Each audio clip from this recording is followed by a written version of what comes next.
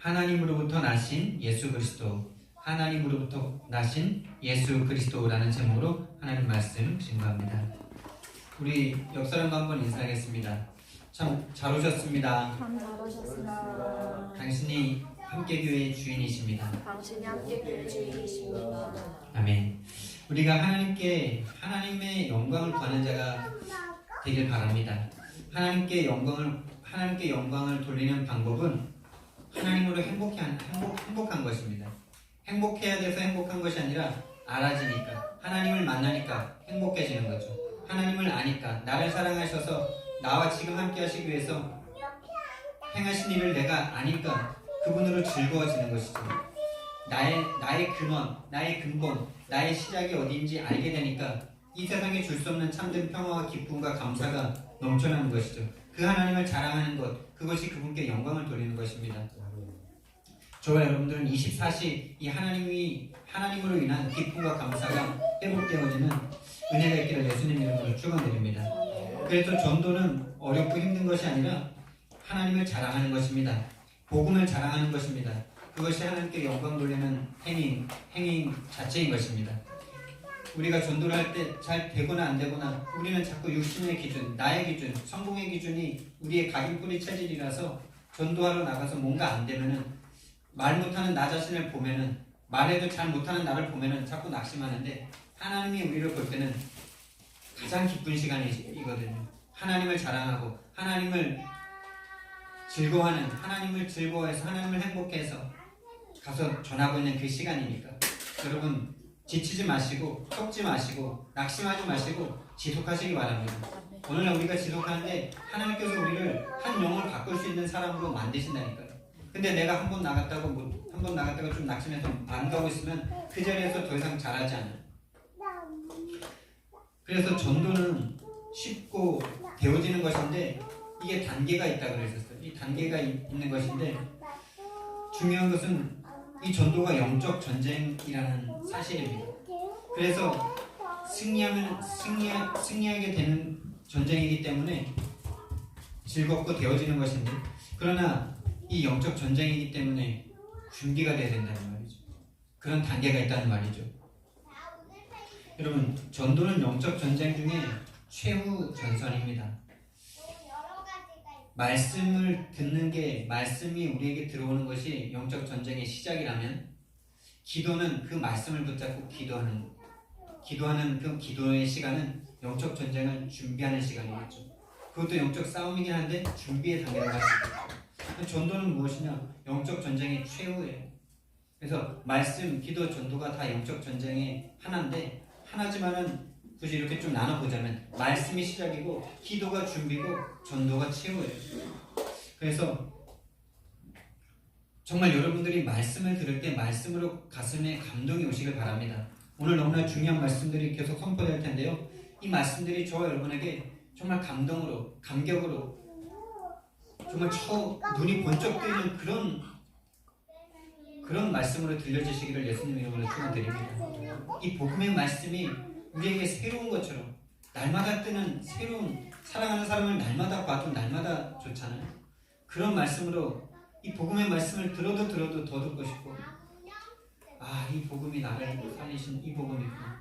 이것이 정말 감동과 감격으로 누려져서 이 말씀 붙잡고 정말 하나님의 소원이 내 인생 가운데 이루어지기를 기도하면서, 정말 전도가 되어지는 이것을 놓고 기도하면서, 그리고 실제로 전도 현장에 나가서 정말 흑암의 권세에 놓이는 그들을 하나님의 아들의 나라로 옮기는 그 일 가운데 그 통로가 내가 되어진다면 최고의 축복이겠죠.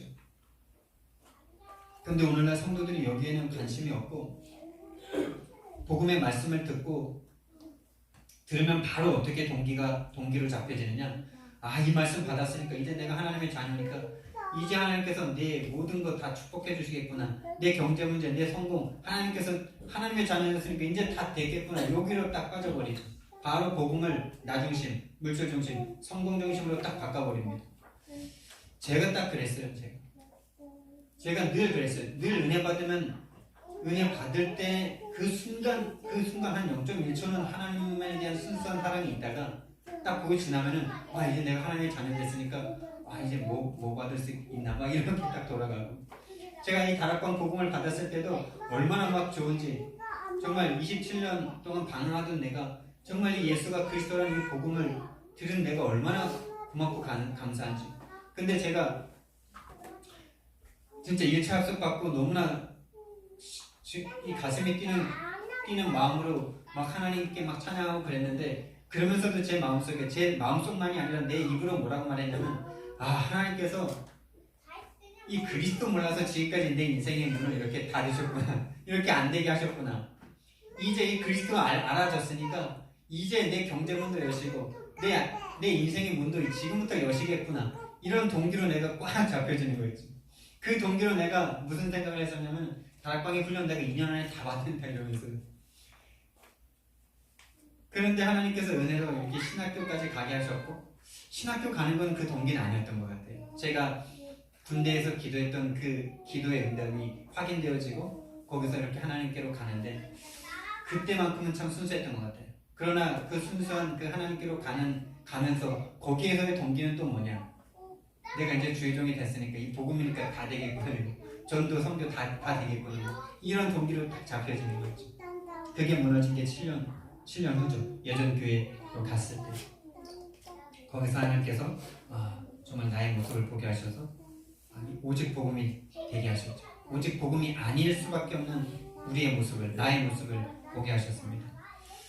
여러분, 말씀이 영적 전쟁의 시작이고 기도가 영적 전쟁의 영적 무장하는 준비의 시간입니다. 그래서 말씀과 기도가 되지 않으면 전도 현장 가지 못할 겁니다.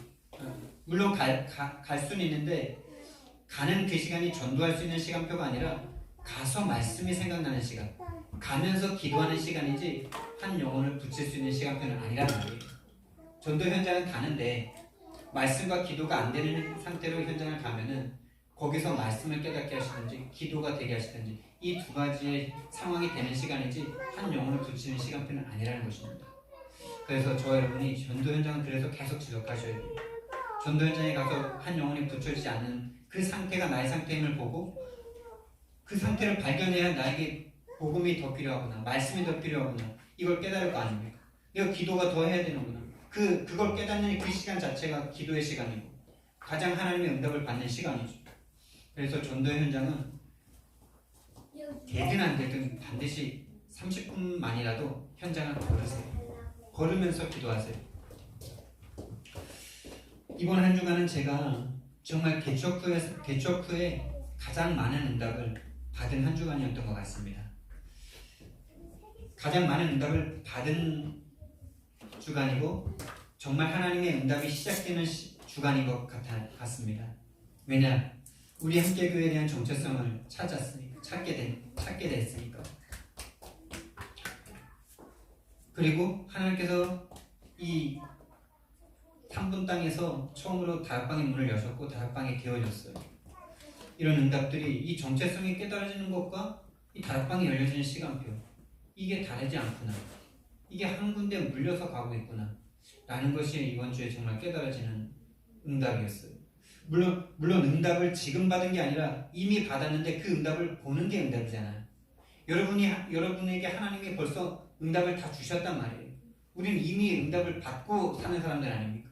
근데 그것을 보느냐, 내가 정말 그것을 마음으로 깨닫느냐, 이게 응답이죠. 그래서 제가 이번 주에 수요일날 말씀을 드렸지만 정말 우리 함께교회가 이곳에 있어야 되는 이유, 저는 그냥 여러 가지 저 개인적인 생각으로 이곳에 교회를 하겠다는 마음으로 어느 곳에 가든지 우리가 세계복음만 해야 되는 것이기 때문에 장소에 대한 중요성은 그렇게 크게 두진 않았었거든요. 그래서 이제 책이라든지 또 이렇게 훈련받기 좋은 곳을 생각해서 이곳으로 이렇게 오게 되었는데, 하나님께서 그 과정 가운데 이 교회도 인도해 주셨고 우리 가정도 이 교회와 가까운 곳으로 인도를 해 주셨죠. 그 응답들을 저와 여러분들이 함께 누리고 보지 않았습니까?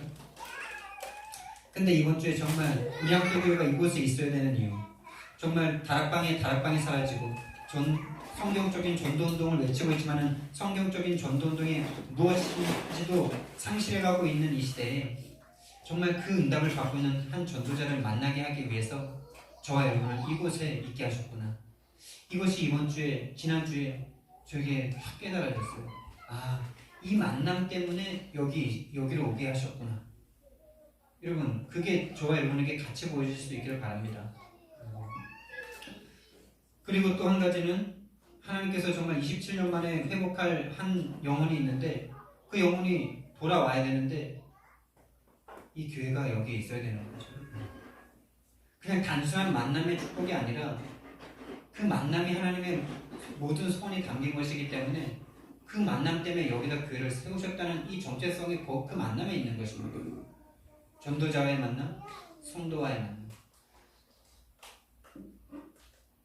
27년 만에 이 회복할 아들이 있는데 이 아들을 보내야 되는데 다 종교 생활하고 있는 교회들이라 다시 그 교회로 가면 다시 실패할 거니까 또 다시 실패할 거니까 오직 예수 그리스도 복음 전하는 이 교회를 여기다 세워놓으시고 27년 만에 변화시켜줘서 데리고 오신 거예요.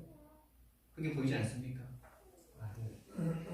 그 후배되는 성도가 여기 교회에 오게 하신 이유, 그 성도가 여기 있어야 되는 이유, 그 성도가 여기 있기 때문에 우리 교회가 여기 있는 거, 이런 것들이 막 깨달아지니까 많은 것들이 달라지더라고요. 여러분, 그래서 여러분들이 교회를 위해서 있는 존재들이 아니라요, 이 교회가 여러분들을 위해서 있는 것입니다. 그래서 여러분들이 교회의 주인공이에요. 이 교회가 여러분들이에요. 여러분들이 이 교회예요. 제가 여러분들을 위해서 있는 거지 여러분들이 저를 위해서 있는 게 아니에요.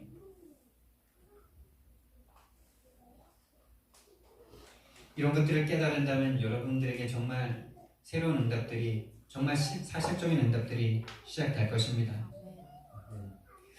정말 저는 이 전도자의 만남을 이번 연도에 받으면서 저는 이 목사님을 만나면서 무엇을 정말 배우고 싶냐면요, 다른 많은 메시지를 잘하고 막 전도가 되어지고 이런 거 분명히 배우고 싶고 부럽기도 하고 따라가야 될 부분이 맞지만은 저는 그분의 눈물을 배우고 싶더라고요. 정말 불신자 현장을 바라볼 때 애통해하는 그 마음이 있어요.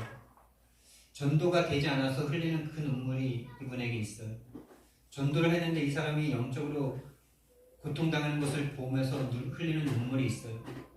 여러분, 저와 여러분에게는요, 많은 메시지가 필요한 것이 아니라 하나님 아버지의 그 마음, 그 아들을 보내셔서 죽이기까지 한 영혼을 구원해야 되는 그 마음, 예수님께서 이 땅에 오셔서 방황하는 영혼들을 보고 민망히 여기시는 그 눈물, 그 마음, 그 마음이 우리에게 있어야 되는 것입니다. 정말 저와 여러분들이요, 어디에 눈물을 흘리고 있습니까? 정말 이 복음을 전하고자 하는데 복음 전할 수 없어서 눈물을 흘려 보셨습니까? 이 복음을 전해야 되는데 복음을 받는 사람이 없어서 눈물을 흘린 적이 있으십니까? 그냥 나갔다 오고 그냥 아무 생각 없이 그냥 그렇게 계속 우리가 지내지 않았습니까? 혹시 아무 느낌이 없어. 복음이 전달이 안 되는데 거기에 대한 애통함이 없어. 어떤 애통함입니까? 저 사람들의 눈이 어두워서 이 복음을 듣지 못하는 것에 대한 애통함. 또한 하나님께서 내가 얼마나 부족하면, 내가 아직 얼마나 복음이 안 됐으면, 내가 얼마나 복음을 전할 수 없으면 천하보다 귀한 한 영혼을 지금도 하나님께서는 찾고 그 구원의 역사를 이루어 가시는데 나에게 한 영혼을 붙일 수 없는 이 처참한 나인가? 이 복음을 내가 알고 있다고 하면서도 한 영혼에게 복음을 전할 수 없어서 하나님이 나에게 한 영혼을 붙일 수 없는 나의 상태에 대한 애통함이 있습니까? 그 눈물이 저와 여러분에게 회복되길 바랍니다. 제가 그 눈물을 그 목사님에게서 배우고 있는 거예요. 제가 이번 연도에 들었던 가장 복된 말씀 중 가장 기쁘고 행복한 말씀이 뭐냐? 나는 윤 목사와 함께 세계복음을 할 겁니다. 이 단어였어요. 이 문장이었어요. 참 너무나 감사하더라고요. 하나님께서 정말 나를 위해서 그 목사를 그 교회에서 쫓아냈구나, 이런 생각이 다 들더라고요. 이번 주에 제가 그걸 깨달았어요. 그분에게는 다른 응답이 있겠지만 나에게 그분에게 행하신 그 일들이 나를 위해서 행하신 거구나라고 보이는 게 이게 응답이잖아요. 그분이 그렇게 큰 교회에 있었으면 어떻게 됐겠습니까? 큰 교회에서 후계자로 정상적으로 쫙 인도받았으면 큰 교회 후계자가 돼가지고 시작하자마자 큰 교회 120명, 150명 되는 교회 목사로서 지금 안양도에 100명 이상 되는 교회가 몇 안 되거든요. 벌써 한 5손가락 안에 드는 교회 담임 목사가 딱 되는 거예요. 그럼 저를 만날 수 있겠습니까? 물론 만날 수는 있겠죠. 만나서 뭐라 그러겠습니까? 땅 밑에 있는 후배 목사로 보지 않겠어요? 악수하면서 뭐 돈 몇 푼 지어줄 수는 있겠죠. 아찔하더라고요. 만약에 안 쫓겨나셨으면 정말 나와 함께 세계복음을 하겠다는 그 말씀을 하셨을 때 하나님께서 나를 위해서 우리 함께교회를 위해서 만나게 하셨구나, 그 일을 하셨구나 라는 게 보여지니까 얼마나 감사하든지요.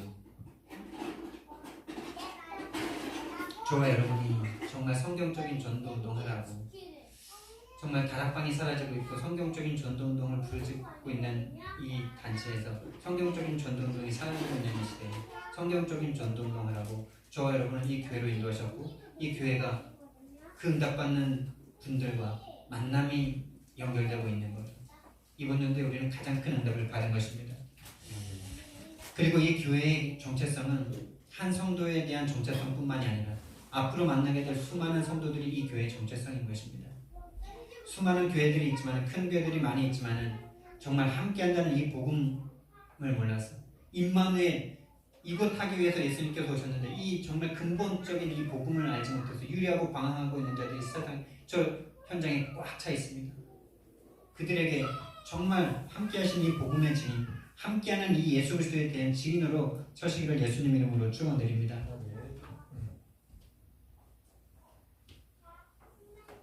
제가 이번 주에 다락방이 열려서 이제 약간 두근거리는 마음이 있었어요. 약간 반신에 있고 안 한다 그러고 안면 몰수하고 이러는 경우가 태반이기 때문에 이번에도 기대도 되면서 감사도 하면서 그래도 열린 것 자체가 이게 응답이거든요.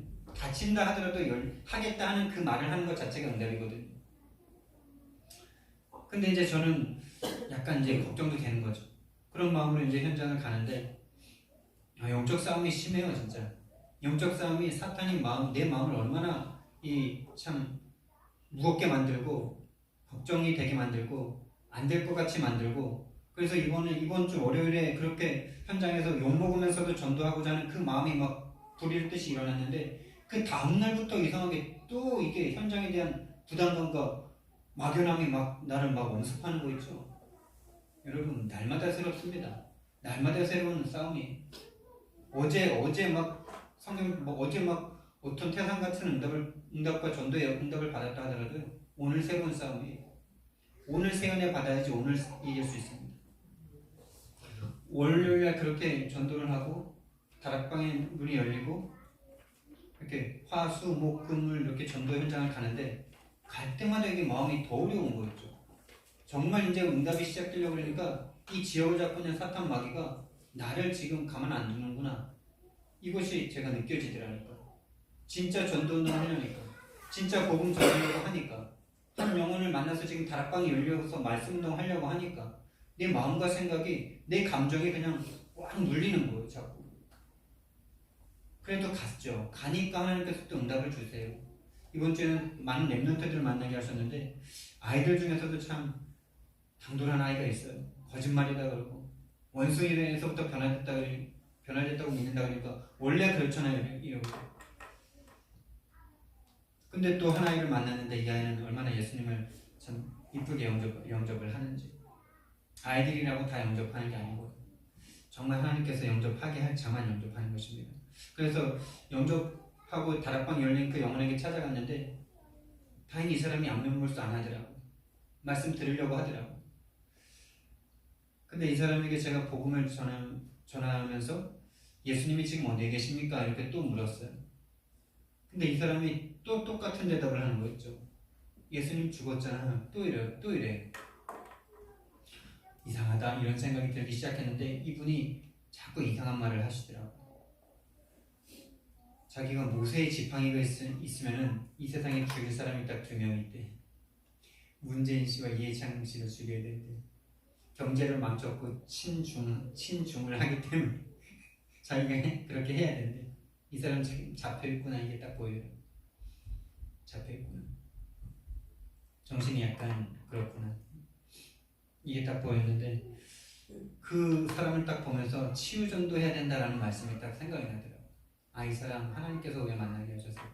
그리고 이 사람이 사실인지 거짓인지 정말 확인을 해봐야 되겠지만 맞을 수 있다라는 생각이 저한테 드는 게 뭐냐면 이 사람이 자기가 산부인과 의사라는 거예요. 그래서 영주에서 의사를 하다가 자전거 타다가 고관절이 부러져서 지금 병원에 들어와 있는데 메시지에 우리가 화요일날 집중 캠프에서 들었던 메시지가 머리 똑똑한 사람들이 정신병 온다는 말 하셨잖아요. 그런 사람을 지금 만나게 하신 거 아닌가 이런 생각이 딱 들면서 아, 이 사람이 정말 복음 듣고 치유될 수 있다면 하나님의 엄청난 문이 되겠구나 이런 생각이 들면서 아, 정말 기도하고 이 사람에게 정말 이 성경적인 복음만 전해야 되겠다 이 생각이 들더라고요. 여러분들도 기도해 주시고요. 정말 이 영혼 뒤에 수많은 문들이 있습니다. 정말 치유받아야 될 사람들이 세상에 꽉 찼습니다. 정말 전도 자체가 치유인데 정말 치유해야 될 사람들이 너무나 많아요. 여러분, 우리가 정말 하나님의 응답을 발견하는 것이 새로운 시작인데요. 정말 우리는 새로운 시작을 하면서 우리는 날마다 새로운 시작인데 연말이 가까우고 있지만은 오늘이 새로운 시작입니다. 이번 주가 새로운 시작입니다. 새로운 시작을 해야 되는데 우리가 어떤 신앙에서 벗어나야 되냐면 적당히 신앙에서 벗어나야 돼요. 적당히 믿음에서 벗어나야 됩니다. 너무 멀리 가지는 말라. 이게 사탄의 방법입니다. 이게 응답받지 못하게 하는 사탄의 방법이에요.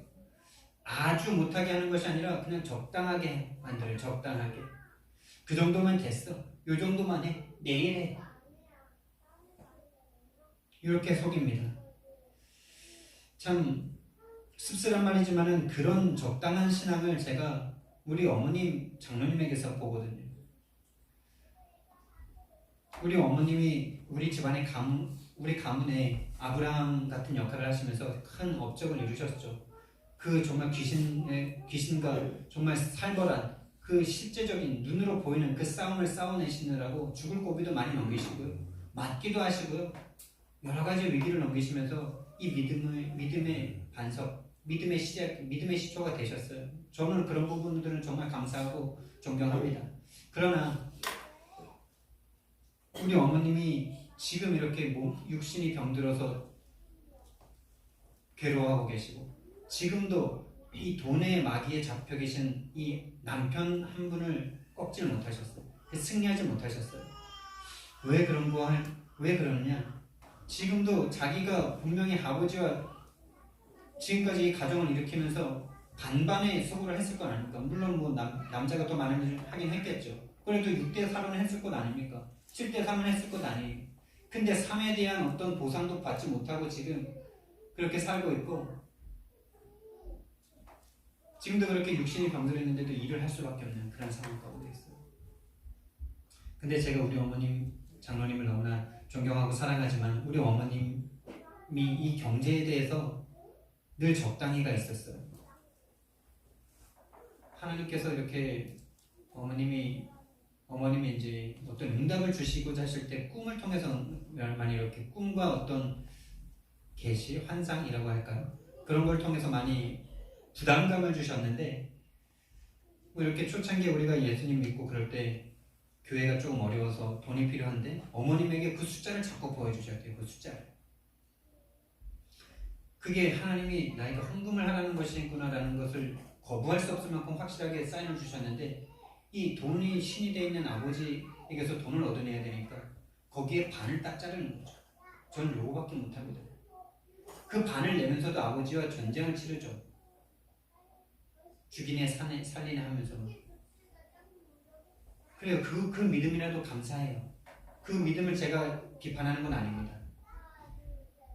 근데 그렇게 반이라도 하고 나면은 하나님께서 우리 집안에 얼마나 큰 축복을 주신지 그게 눈으로 보일 만큼 왔다니까요. 그러면 그 다음에는 정말 생명 걸고 다 해야 될 것 아닙니까? 그런 기회가 또 한 번 왔었는데 제가 중고등학교 때 고등학생 때쯤이고 대학생 요때쯤인 것 같은데 또 그때도 이제 교회가 막 부도가 나가지고 성도들에게 그 보증을 다 쓰게 하고 이런 상태가 됐죠. 그래서 교회가 죄송하다고 이 2천만 원인가 3천만 원을 좀 감당해 주셨으면 좋겠습니다. 그러니까 강제로 또 맡기는 거죠. 억울한다면 억울할 수도 있겠죠. 그렇지만 정말 교회가 필요하다면 그거를 감당할 수 있어야 될 건데 어머님이 또 거기에다 또 반을 딱 자른 거예요. 저는 요거밖에 못합니다. 이것도 생명 걸고 해야 됩니다. 그래서 진짜 아버지랑 싸움하면서 막 자기 아버지한테 무슨 말까지 하셨냐면은 내가 이거 헌금하고 내가 차에 치여서 죽을 테니까 그 보험금 받아서 당신 사시라고 막 이런 결단까지 하셔야 그 돈이라도 할 수 있는 거예요. 돈에 대한 경제권을 다 아버지가 틀어지고 있어가지고. 네. 그래서 그 돈을 조금을 깨가지고 하는 겁니다. 반이라도. 감사하죠. 그 신앙에 대해서는 저는 나무라는 것은 아닙니다. 근데 어머님의 포럼이 중요해요. 어머님의 간증이 중요해요. 어머님이 나에게 헌금에 대해서 말씀하신 게 중요해요. 뭐라고 말씀하셨냐? 하나님 앞에 헌금하는데 다 드리지 말고 네 거 쓸 거 남겨두고 해 이러더라고요. 하나님이 겨우 먹게 살게 해주시지 꼭 풍성하게 안 해주셔 이러더라고요. 그 독이 저에게 들어왔다니까. 제가 그게 어머님이 지금까지 경제에 눌릴 수밖에 없는 이 돈이라는 것에 돈이 신이 되어 있는 아버지에게 지금껏 눌려서 그 허리가 2번 수술을 하고도 그렇게 진짜 한 번도 그게 수술을 하면 진짜 더 이상 일어날 수 없을 만큼 뭐 휠체어를 타든가 뭐를 꼭 지팡이를 꼭 잡고 다녀야 되는 그런 상황인데도 지금도 일을 할 수밖에 없는 그 신앙이 아닐까.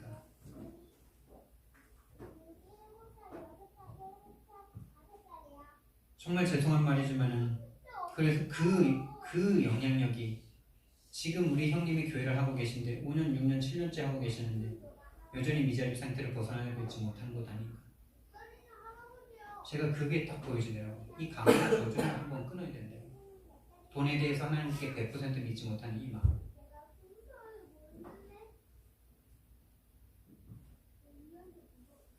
저와 여러분을 먹여 살리시고 우리를 살게 하시는 분은 하나님이신 줄 믿습니다. 적당히 신앙에서 벗어나시기 바랍니다. 그게 자녀에게 그대로 되면 됩니다.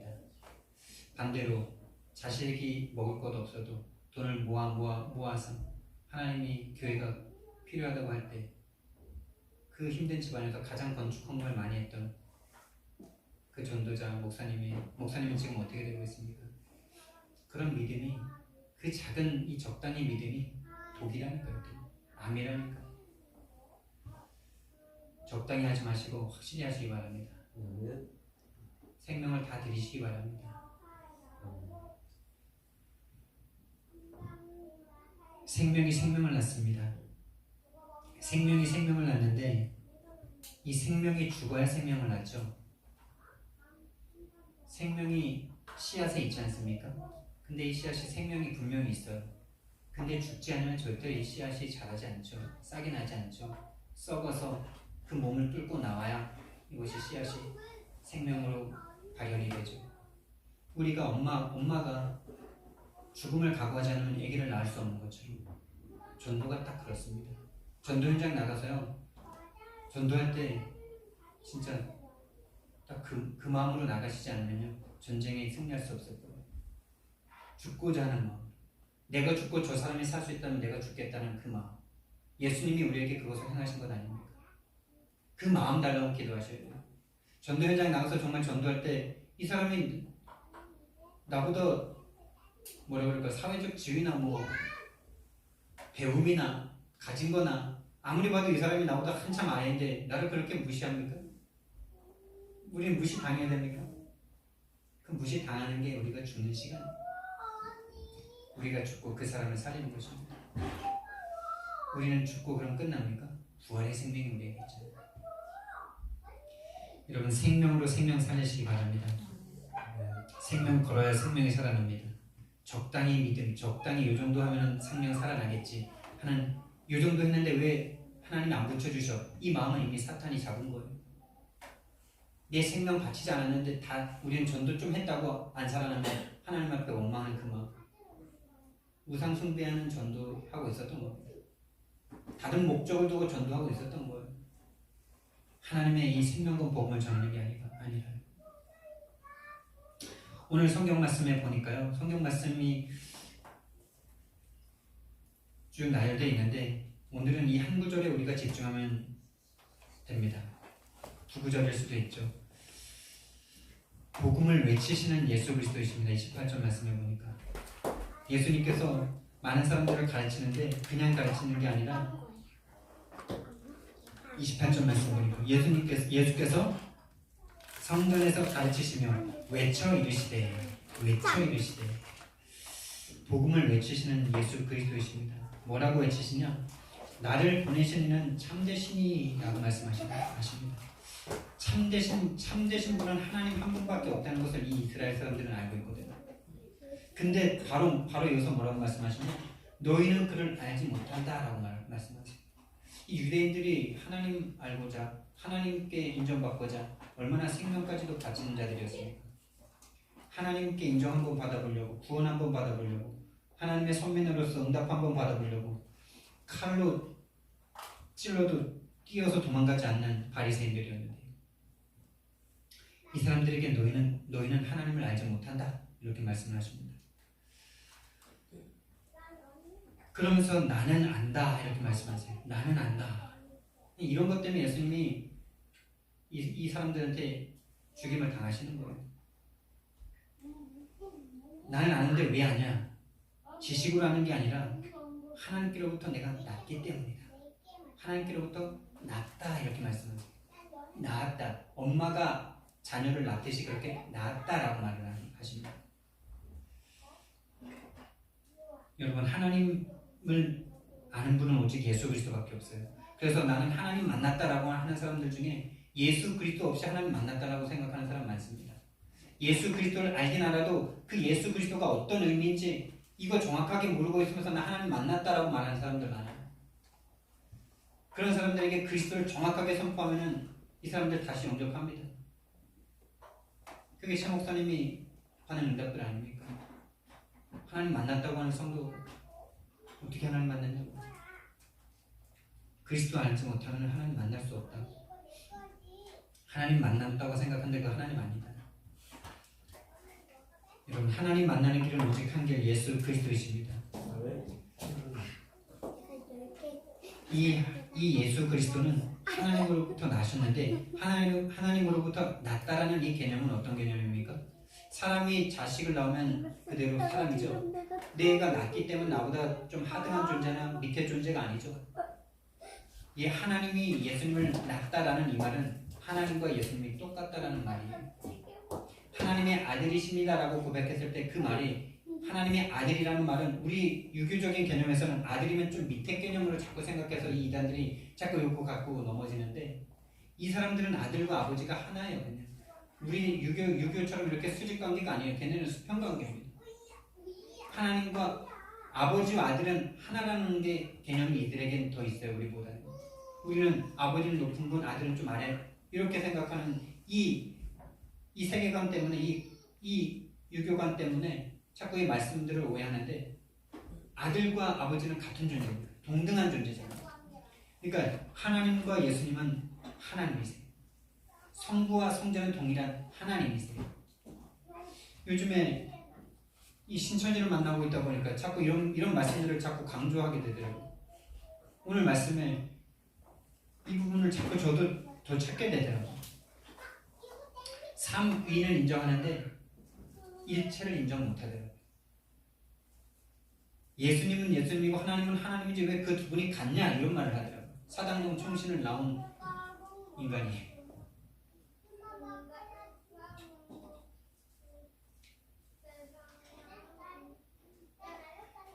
여러분 빌립보서 2장 6절 말씀에 그는 근본 하나님의 본체시다 라고 말씀하셨어요.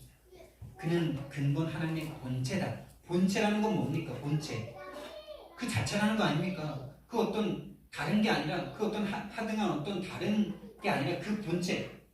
본체가 왔다. 본체가 대통령의 비서를 보낸 게 아니라 대통령 그분이 왔다. 이 말이 실상이 왔다. 본인이 왔다. 이 말 아닙니까? 예수님이 하나님으로서 왔다. 이 말이 근본 하나님의 본체시나 하나님과 같은 분이다. 이 말이죠. 또 골로새서 1장 15절 말씀에서는 그는 보이지 않는 하나님의 형상이다 라고 말씀하셨어요. 그는 보이지 않는 하나님의 형상이다. 또 요한복음 10장 30절에서는 나와 아버지는 하나다.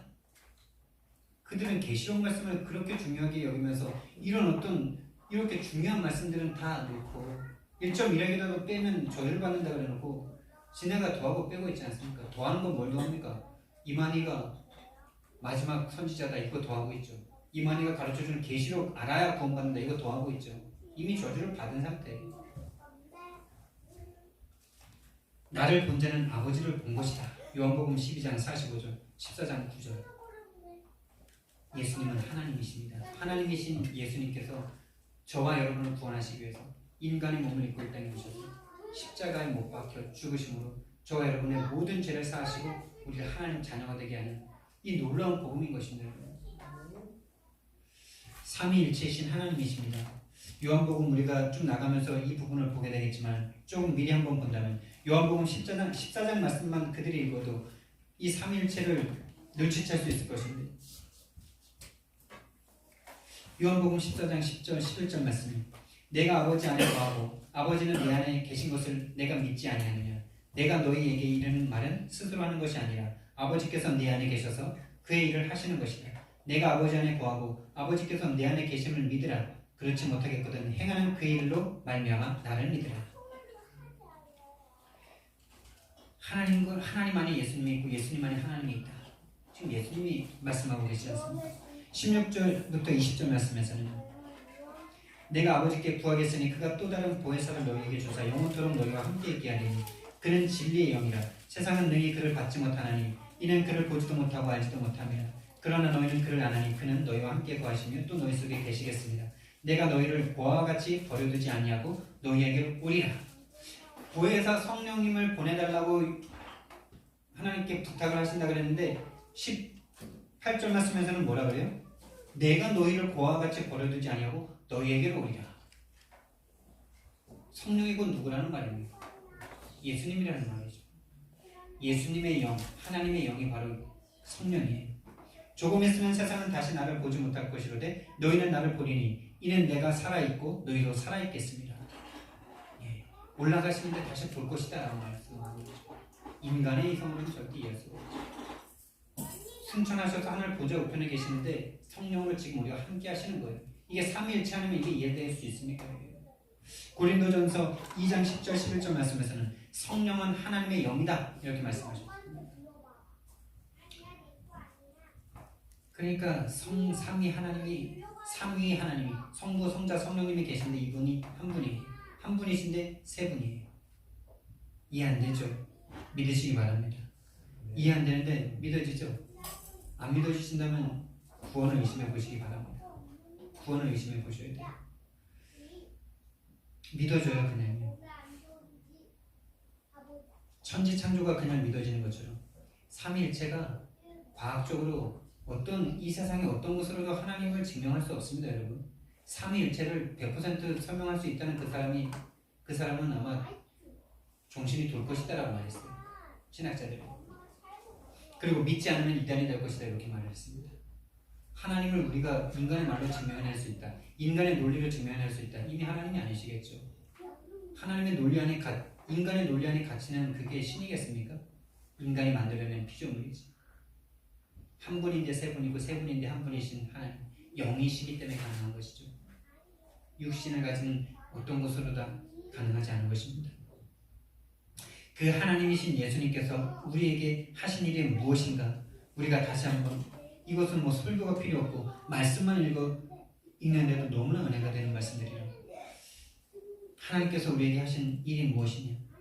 빌립보서 2장 6절에서 8절 말씀해 보니까 그는 근본 하나님의 본체시나 하나님과 동등됨을 취할 것으로 여기지 아니하시고 오히려 자기를 비워 종의 형체를 가지사 사람들과 같이 되셨고 사람의 모양으로 나타나사 자기를 낮추시고 죽기까지 복종하셨으니 곧 십자가에 죽으십니다. 하나님이신 예수님께서 그 하늘 영광 버리시고 하나님의 그 본체이시나 그것을 버리고 종의 형체를 가지사 저와 여러분을 위해서 십자가에서 죽어주셨습니다. 에베소서 2장 1절 5절에서는요. 그는 허물과 죄를 죽었던 너희를 살리셨도다. 그때의 너희는 그 가운데서 행하여 이 세상 풍조를 따르고 공중의 권세 잡은 자를 따랐으니 곧 지금 불순종의 아들들 가운데서 역사하는 영이라. 전에는 우리도 다 그 가운데서 우리 육체의 욕심을 따라 지내며 육체와 마음에 원하는 것을 하여 다른 이들과 같이 본질상 진노의 자녀이었더니 긍휼이 풍성하신 하나님이 우리를 사랑하신 그 큰 사랑을 인하여 허물로 죽은 우리를 그리스도와 함께 살리셨고 너희는 은혜로 구원을 받은 것이라. 죽었었어요. 우리가 죽어 있었어요. 죽을 뻔했던 게 아니라 죽었었다는 그 죽어서 하나님을 볼 수도 없고 알 수도 없고 들어도 듣지 못하는 우리였는데 성령님으로 우리 안에 들어오셔서 우리를 살리셔서 듣게 하시고 믿게 하신 거예요. 이게 믿어보니까 깨달아지는 거거든요. 믿을 땐 내가 믿는 것 같은데 믿고 구원받아 보니까 나라는 존재는 절대 하나님을 섬길 수 없고 믿을 수 없고 들어도 선택할 수 없는데 죽어있던 나를 성령께서 들어오셔서 살리셔서 듣게 하시고 믿게 하신 거죠. 히브리서 10장 19절 22절 말씀에서는요. 그러므로 형제들아 우리가 예수의 피를 힘입어 성소에 들어갈 담력을 얻었나니 그 길은 우리를 위하여 휘장 가운데로 열어놓으신 새로운 살 길이요 휘장은 곧 그의 육체니라. 또 하나님의 집 다스리는 큰 제사장이 계심에 우리가 마음의 뿌림을 받아 악한 양심으로부터 벗어나고 몸은 맑은 물로 씻음을 받았으니 참 마음과 온전한 믿음으로 하나님께 나아가자. 예수 그리스도의 피를 힘입어 성소에 들어갈 담력을 얻게 됐습니다. 휘장이 그의 육체다 그랬습니다. 그 육체를 십자가에서 찢으심으로 하나님과 우리 사이에 막혀있던 이 휘장, 이 담을 찢어버리신 거예요. 참 선지자의 일을 하신 거였죠. 하나님과 우리 사이를 다시 만날 수 있는 길을 열어주신 분이십니다. 히브리서 10장 11절에서 14절 말씀에서는 예수님께서 우리에게 하신 일이 무엇이냐. 제사장마다 매일 서서 섬기며 자주 같은 제사를 드리되 이 제사는 언제나 죄를 없게 하지 못하거니와 오직 그리스도는 죄를 위하여 한 영원한 제사를 드리시고 하나님 우편에 앉으사 그 후에 자기 원수들을 자기 발등상이 되게 하실 때까지 기다리시나니 그가 거룩하게 된 자들을 한 번의 제사로 영원히 온전하게 하셨느니라. 예수님의 그 십자가 사건 한 번으로 우리의 과거, 현재, 미래의 모든 죄가 용서된 줄 믿습니다. 왜? 그분의 생명이 영원한 생명이기 때문에. 근데 우리는 자꾸 지금의 죄는 용서된 건 알겠고 과거의 죄는 용서된 건 알겠는데 미래의 죄가 용서됐다니 이게 무슨 말입니까? 이렇게 막 생각하죠. 그분은 영원하신 분이기 때문에 그분의 생명이 영생이기 때문에 우리의 미래의 죄까지 다 이미 용서가 된 거예요. 하나님이 우리를 한번 잡은 자는 절대로 놓치는 법이 없습니다. 고린도후서 5장 21절 말씀에서는 하나님이 죄를 알지도 못하신 이를 우리를 대신하여 죄로 삼으신 것은 우리로 하여금 그 안에서 하나님의 의가 되게 하려 하십니다.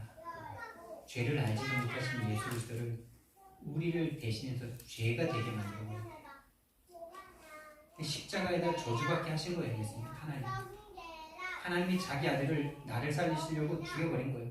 예를 들면 여러분들의 딸을, 여러분들의 아들을 누군가를 살리기 위해서 십자가에 그냥 죽여버리신 거예요.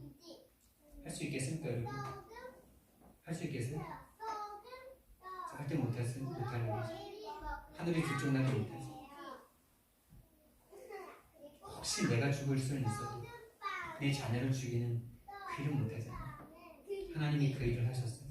저와 여러분을 구원하기 위해서. 저와 여러분의 죄를 없애기 위해서 예수님에게 그냥 네가 죄를 뒤집어 써라. 네가 죄다. 네가 나무에 달려 저주를 받아라. 아브라함이 모리아산에서 그 아들 이삭의 심장에 칼을 꽂을 수 있었던 그 신앙으로 하나님께서 만들어 가시는 겁니다. 보여주시는 거죠.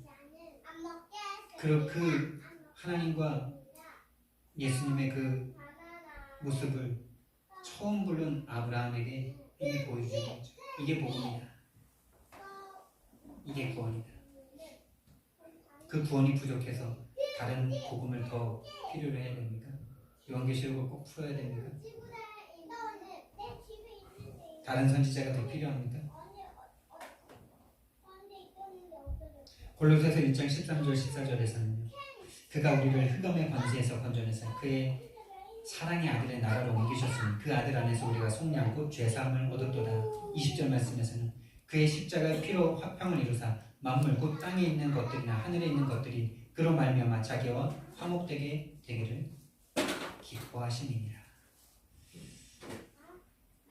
예수님이 우리의 모든 죄를 속량하셨습니다. 참 제사장으로 우리에게 오신 것이죠. 예수님이 또 하나님으로서 이 땅에 오셔서 우리를 위해서 하신 일이 무엇이냐? 창세기 3장 15절에 여인의 후손으로 오셔서 뱀의 머리를 박살내셨습니다. 요한일서 3장 8절 말씀에서는 하나님의 아들이 나타나신 것은 마귀의 일을 멸하십니다. 마귀의 일이 뭡니까? 지금도 하나님을 떠나도록, 지금도 하나님을 섬기면서도 하나님께 영광 돌리지 않고 내 영광을 추구하기 위해서 하나님을 이용하려는 하는 그 마귀의 일, 이 마귀의 일을 뽑는 분이 바로 성령님이세요. 성령님이 내 안에 들어오셔서 예수님의 영으로 내 안에 들어오셔서 욕을 자꾸 죽이시기 위해서 우리에게 문제와 사건을 갖다 주시는 거예요. 그렇지 않은 것이 이미 저주기 때문에. 사도행전 10장 38절 말씀에서는 마귀에게 눌린 자들 다 고치셨다라고 말씀하셨어요. 하나님께서 나사렛 예수에게 성령을 기름 붓듯 하셨으니 그가 두루 다니시며 착한 일을 행하시고 마귀에게 눌린 모든 자를 고치십니다. 히브리서 2장 14절 말씀에서는 14절 15절에서는 자녀들은 혈과 육에 속하였음에 그도 또한 같은 모양으로 혈과 육을 함께 지니심은 죽음을 통하여 죽음의 세력을 잡은 자 곧 마귀를 멸하시며 또 죽기를 무서워함으로 한평생 내어 종노릇하는 모든 자들을 놓아주려 하심이니. 함께 지니시면 죽음을 통하여 죽음의 세력을 잡은 자. 그러니까 우리와 같이 육신을 입으신 것은 우리가 육신으로서 죽을 수밖에 없기 때문에 우리의 이 육신을 입으시고 죽음을 통하여 죽음의 세력을 잡은 자 마귀를 멸하시려고 인간으로 오신 겁니다. 우리는 이 죽기를 두려워하는 이 공포에서 이미 해방된 사람들인 줄 믿습니다. 죽지 않는 자들입니다. 우리는 죽음이 죽음으로 보여지지 않길 바랍니다.